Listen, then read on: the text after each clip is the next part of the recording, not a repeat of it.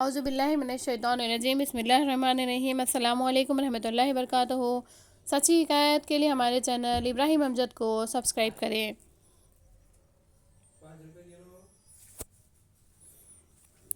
حضرت کریم بن فاتق رضی اللہ تعالیٰ عنہ اپنے اسلام لانے کا واقعہ بیان فرماتے ہیں کہ میرے کچھ اونٹ گم ہو گئے اور میں ان کی تلاش میں باہر نکلا تو انہیں وادی میں پا لیا۔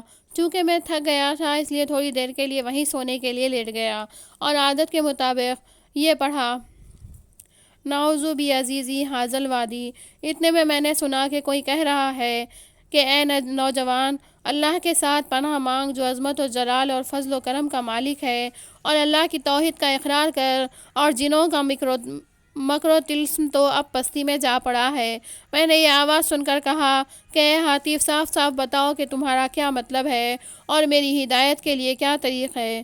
تو پھر وہی آواز آئی کہ اللہ کے رسول تشریف لائے ہیں جو یثرب مدینہ منورہ میں ہے اور نجات کی طرف بلا رہے ہیں۔ میں نے کہا اور تم کون ہو؟ تو آواز آئی کہ میں جن ہوں، میرا نام عمر بن اسال ہے اور نجد کے مسلمان جنوں پر حضور صلی اللہ تعالیٰ علیہ وسلم کی طرف سے عامل مقرر ہوا ہوں۔ میں نے کہا کہ اگر میرے یہ اونٹ کوئی شخص میرے گھر تک پہنچا دے تو میں ابھی مدینہ منورہ حاضر ہو کر ایمان لے آؤں۔ آواز آئی کہ جاؤ تم مدینہ منورہ اور رسول اللہ صلی اللہ تعالیٰ علیہ وسلم کی خدمت میں حاضر ہو کر ایمان لاؤ، تمہارے یہ اونٹ میں تمہارے گھر پہنچا دوں گا۔ چنانچہ میں اسی وقت ان اونٹوں میں سے ایک اونٹ پر سوار ہو کر مدینہ منورہ پہنچ گیا۔ یہ دن جمعہ کا تھا اور جس وقت میں پہنچا ہوں اس وقت نماز ہو چکی تھی اور صحابہ اکرام مسجد سے نکل رہے تھے۔ میں اپنی اونٹنی پر بیٹھا رہا تھا، اتنے میں حضرت ابو ذر رضی اللہ تعالیٰ عنہ تشریف لائے اور مجھ سے فرمانے لگے اندر چلو، حضور علیہ السلام تمہیں بلا رہے ہیں۔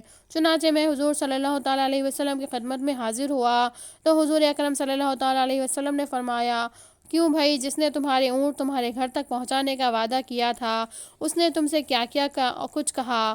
اور پھر فرمایا، سنو، اس نے تمہارے اونٹ صحیح سالم تمہارے گھر تک پہنچا دیے ہیں۔ حجۃ اللہ علی العالمین، صفحہ نمبر 185۔